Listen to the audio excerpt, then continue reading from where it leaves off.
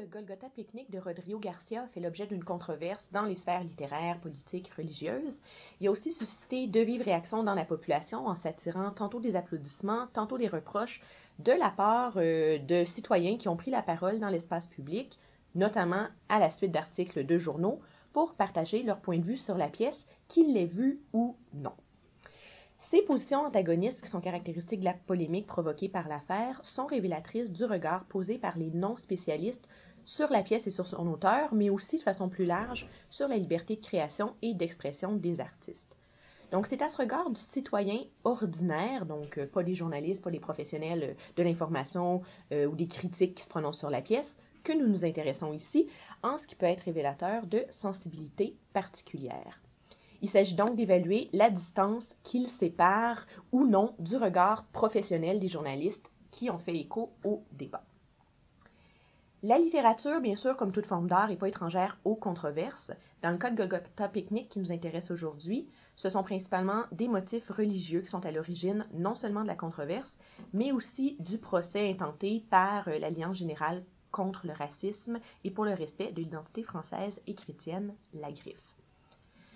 La judiciarisation de la littérature semble s'inscrire dans un processus cyclique qui engage au moins autant les sensibilités individuelles et collectives, les préoccupations sociales caractéristiques d'une époque, d'un lieu, le contexte sociopolitique qui leur est propre, que la responsabilité même de l'écrivain et des institutions, ou du moins ce qui est socialement considéré comme tel. C'est donc dans cette perspective que notre analyse doit être lue, en ce qu'elle permet de mettre en lumière ce que les citoyens qui ont pris part au débat concernant l'affaire Golgotha Picnic jugent acceptable et inacceptable, notamment en matière d'art et de religion. La parole citoyenne donne donc accès au choc des points de vue qui caractérisent la société française actuelle en la matière.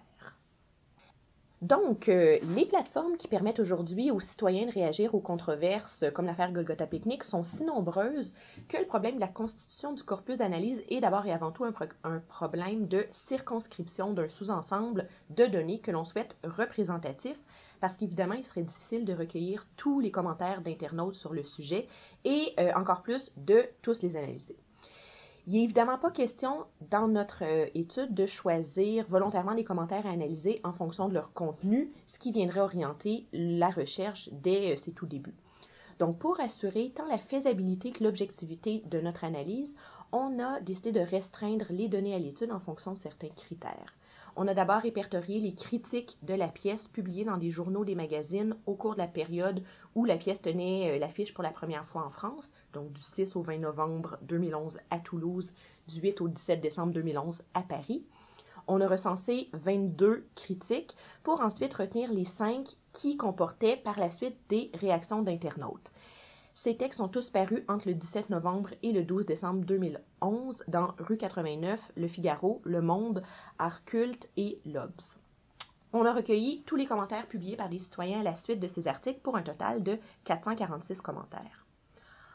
Or, il faut savoir qu'une forte proportion de ces messages ne traitent pas du tout de Golgotha Picnic. Leurs auteurs, en fait, se contentent d'exprimer une opinion soit sur la foi religieuse, sa place dans l'espace public, ou encore leur désaccord ou leur accord ou leur désaccord avec l'auteur de la critique à laquelle ils réagissent.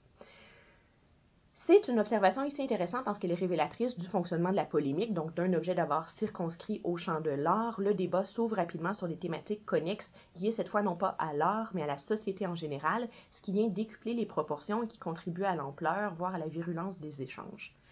Mais ces commentaires ont été éliminés dans notre analyse et on a conservé vraiment les 99 messages qui abordaient l'œuvre elle-même, au moins minimalement, ce qui n'empêche pas évidemment leurs auteurs de s'exprimer aussi sur la religion, sur la controverse autour du spectacle. Donc ces messages ont été publiés par 68 personnes différentes, ou en tout cas qui écrivent sous 68 pseudonymes différents. Ça totalise environ 10 000 mots. Et par comparaison, l'ensemble des 5 critiques à la suite desquelles ces commentaires ont été publiés fait 4 656 mots.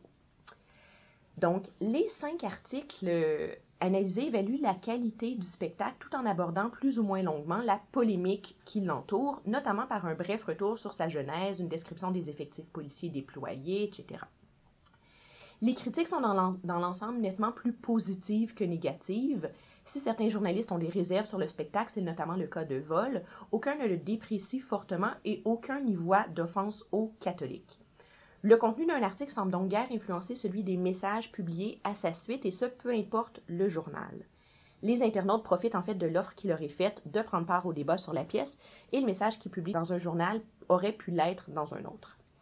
Il n'existe donc pas de lien net entre l'orientation politique du journal et celle des commentaires qui y sont publiés, et globalement, les messages des individus qui jugent la pièce offensante et qui, de ce fait, s'opposent à l'auteur de l'article sont fortement majoritaires. Sachant qu'en apprenant la programmation de Golgotha Picnic en France, les groupes catholiques intégrés ont lancé une vaste campagne de mobilisation en demandant à leurs sympathisants de se faire aussi présents que possible sur toutes les tribunes qui leur seraient offertes, on peut se demander si les auteurs des commentaires constituent un groupe distinct des lecteurs habituels du journal.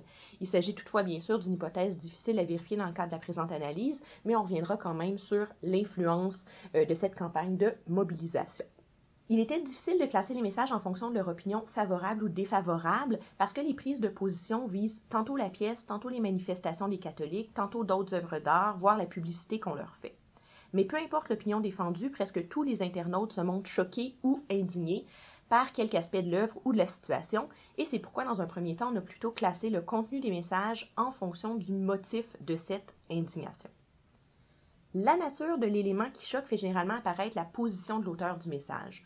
Grosso modo, les opposants estiment que la pièce est irrespectueuse de la foi religieuse et médiocre. Ils sont choqués par son financement public. Le double standard suivant lequel, selon eux, la critique de la religion catholique n'est pas réprimée comme les celles d'autres religions, on va y revenir, de même que le gaspillage de nourriture entraîné par le choix de tapisser la scène de pain pour hamburger les heurte aussi. Les internautes en faveur de Golgotha Picnic, pour leur part, s'indignent que l'on songe à limiter la liberté d'expression des créateurs en demandant par exemple qu'on n'aborde pas certains sujets comme la religion. Ils se montrent aussi choqués par l'ampleur du mouvement de protestation des catholiques, estiment aussi que la pièce est incomprise et décrit le fait qu'on la juge sans l'avoir vue et qu'on manque ainsi de respect aux artistes. L'addition des pourcentages montre que les opposants à la pièce sont plus nombreux à se manifester que ceux qui défendent le spectacle. En fait, 71% des éléments choquants relevés relèvent du camp des adversaires de la pièce. Mais au-delà des chiffres, ce classement des éléments choquants fait apparaître les principaux enjeux du débat. Il est question d'art et de religion, enjeux sur lesquels nous nous sommes particulièrement intéressés. Le discours des internautes sur l'art s'ancre dans un certain lexique, partagé d'ailleurs par les critiques. Nous avons relevé ces termes, tous des substantifs ou de courts syntagmes nominaux, et les énoncés dans lesquels ils apparaissent. Les termes en question désignent soit la pratique artistique elle-même, avec des termes tels que, par exemple, art, création, théâtre, soit l'agent de cette pratique, exemple artiste, créateur, soit enfin son produit, avec des termes comme œuvre, pièce ou spectacle. Un premier élément frappant est le nombre d'occurrences de ces termes et expressions qui sont mis entre guillemets ou précédés des termes pseudo, supposés ou soi-disant. Ce procédé fait d'emblée apparaître un positionnement. Pour ceux qui y recourent, la désignation au moyen du lexique de l'art des individus impliqués dans la production de Golgotha Picnic, de leur travail et de la pièce elle-même n'est pas pertinente, et ils ne l'utilisent qu'en marquant leur distance avec cette désignation, indiquant par les guillemets ou plus explicitement par un terme tel que pseudo, qu'ils reprennent une qualification qu'ils jugent inappropriée.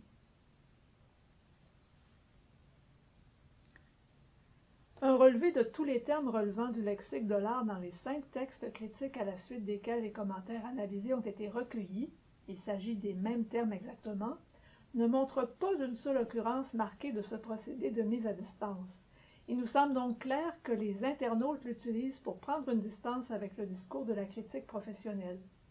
Ce sont les désignations des agents de l'activité artistique qui sont le plus souvent l'objet de ce procédé, les occurrences marquées étant dans ce cas plus de 2 fois plus nombreuses que dans les autres catégories de désignation, c'est-à-dire la pratique artistique et le produit de cette activité. Aux yeux des internautes, ce sont donc les individus, plus encore que leur activité ou leur production, qui ne méritent pas, entre guillemets, qu'on les loge à l'enseigne de l'art. Leurs commentaires construisent de cette manière implicite des opposants de chair et d'os. L'œuvre ne dissimule pas son auteur et c'est à lui qu'on en veut. Il est à noter qu'on mentionne très peu les acteurs de la pièce et qu'aucune de ces mentions n'est marquée. Une autre particularité distingue l'emploi que font les internautes du lexique de l'art par rapport aux critiques professionnelles. Outre les termes pièce et spectacle, communs aux deux groupes par leur fréquence, les termes art et artiste sont les plus employés des internautes, alors que les critiques professionnelles utilisent plus souvent acteur et auteur.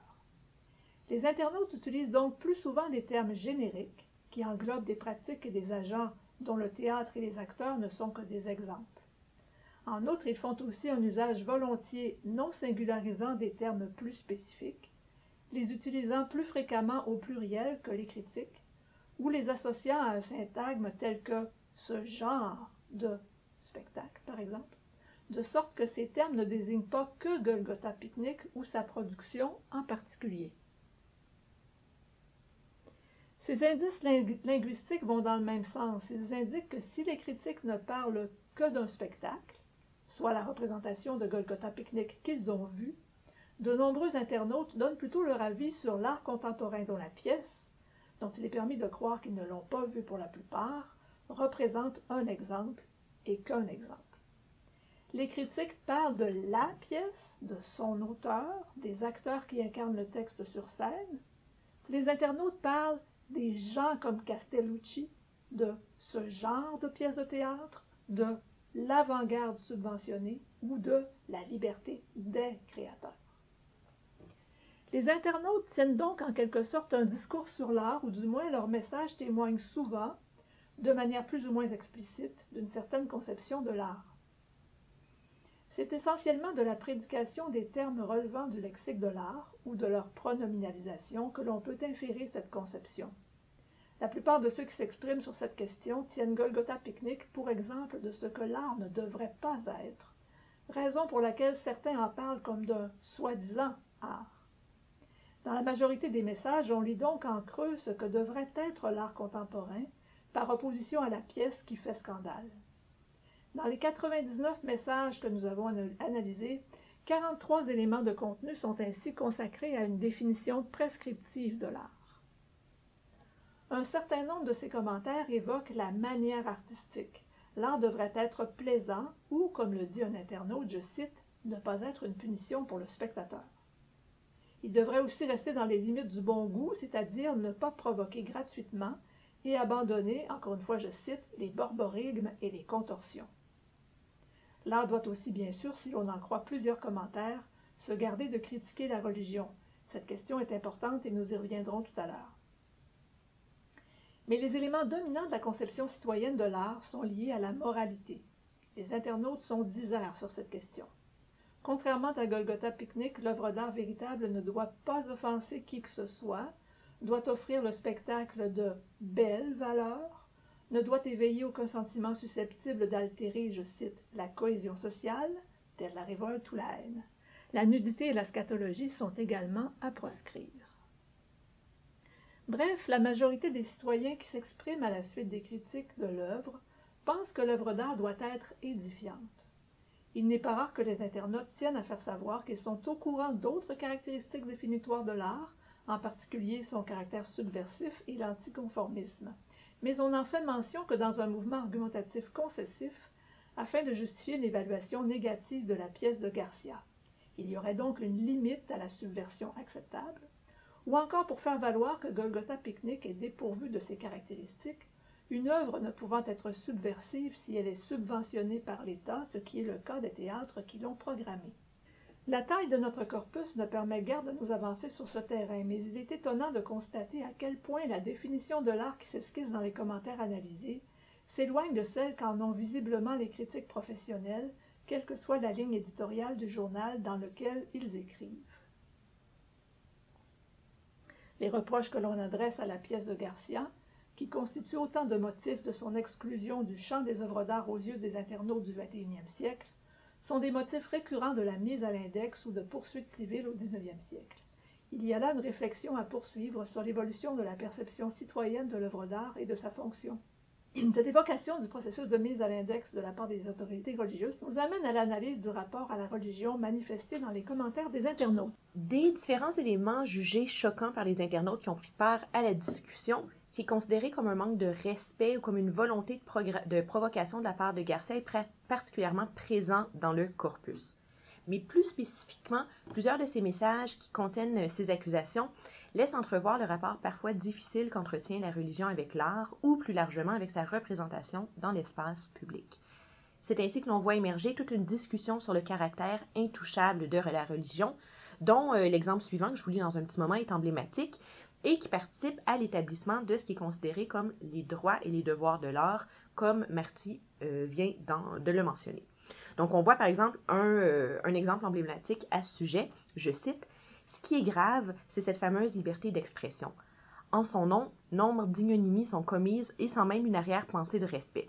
S'il ne reste même plus trace du sacré, que va-t-on respecter? Mais toucher au sacré met une société en péril. » Donc, dans son commentaire, l'auteur aborde la question de la liberté d'expression, sous le couvert de laquelle, selon lui, certains se permettent d'attaquer la religion. Certes, on trouve dans cet extrait aucune référence explicite à l'art, mais la question de la liberté d'expression est si fréquemment mobilisée dans le débat, que ce soit pour défendre ou pour condamner Rodrigo Garcia et Golgotha Picnic, qu'il est indéniable qu'en s'y référant, l'auteur traite autant, sinon plus, de la liberté de création des artistes. On voit poindre sous cette argumentation la thèse selon laquelle il existe des limites à la liberté, thèse qui indigne par ailleurs un nombre certain d'internautes. L'une de ces limites serait alors précisément la religion, le sacré. Les justifications pour appuyer ce point de vue largement partagé selon lequel il est inacceptable de s'en prendre à la religion, notamment dans les sphères artistiques, sont diverses. Elles vont d'opinions personnelles et d'invocation de ses propres croyances religieuses à des affirmations présentées comme des faits dont les conséquences sont dramatiques, comme c'est le cas dans l'exemple que je viens de présenter, « Toucher au sacré met une société en péril », disait l'internaute. Dans ce contexte, et comme on l'observe, la comparaison avec d'autres religions n'étonne pas. Plusieurs participants au débat y font référence, certains pour montrer comment toutes les religions sont susceptibles d'être critiquées, ce qui est jugé inacceptable, comme dans l'exemple que je cite. Moi, je ne soutiens pas les intégristes qui exercent des violences d'où qu'elles viennent, mais je persiste à dire qu'on n'a pas le droit d'injurier gratuitement une religion. Chez Charlie Hebdo, ils préfèrent attaquer les musulmans. Ici, ce sont les chrétiens qu'ils ont dans le collimateur. Mais la mention d'autres religions, et particulièrement de l'islam et du judaïsme, se fait surtout pour déplorer ce qui est présenté comme une inégalité de traitement au détriment de la religion catholique. Il s'agit là du double standard évoqué un peu plus tôt, qui est un des éléments choquants relevés dans les commentaires citoyens et qui présente la religion catholique comme la grande perdante des religions monothéistes en ce qui a trait à son traitement dans l'espace public. Les auteurs ont alors recours à une argumentation fondée sur la règle de justice pour réclamer qu'aucune religion, quelle qu'elle soit, ne soit traitée de façon dépréciative. Autrement dit, selon ces auteurs, la religion catholique, comme toute religion, devrait constituer une limite à la liberté d'expression de création. Ne pas respecter cette limite conduirait même au blasphème, selon certains. Par exemple, le blasphème de la religion juive est passible en France de sanctions en justice, et c'est très bien. Pourquoi n'en serait-il pas de même pour les religions musulmanes et chrétiennes qui vénèrent le même Dieu? Ou encore, nous sommes tous liés par une loi non écrite, ne pas critiquer la religion musulmane. Très bien, faisons donc de même pour toutes les religions. Or, on le voit ici, sous le couvert d'une demande d'égalité de traitement pour toutes les religions dans l'espace public, se trouvent aussi des commentaires qui laissent entrevoir que l'ensemble des religions ne sont pas envisagées du même point de vue, que la même valeur n'y est pas accordée.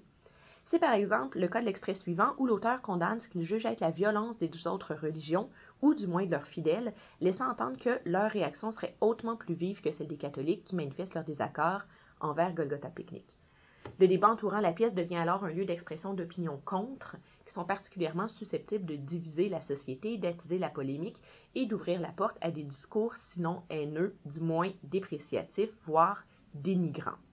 Les discours analysés laissent entrevoir le caractère délicat de la religion et la division que sa représentation par l'art ou par d'autres vecteurs liés à la liberté d'expression, on peut penser par exemple à la presse, par exemple Charlie Hebdo qui est souvent mentionné, donc cette représentation, ça laisse entrevoir le caractère délicat de la religion, la division que sa représentation par l'art ou d'autres médias est susceptible d'entraîner.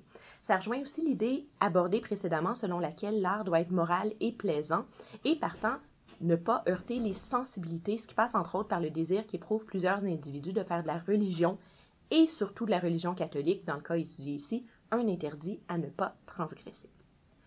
Donc pour conclure, on voit que les réactions citoyennes à la pièce Golgotha Picnic laissent entrevoir une multitude de regards sur la pièce de Rodrigo Garcia, certes, mais aussi plus largement sur l'art, sur la religion et sur le traitement jugé approprié et inapproprié qui en est fait dans l'espace public dans le milieu de la création.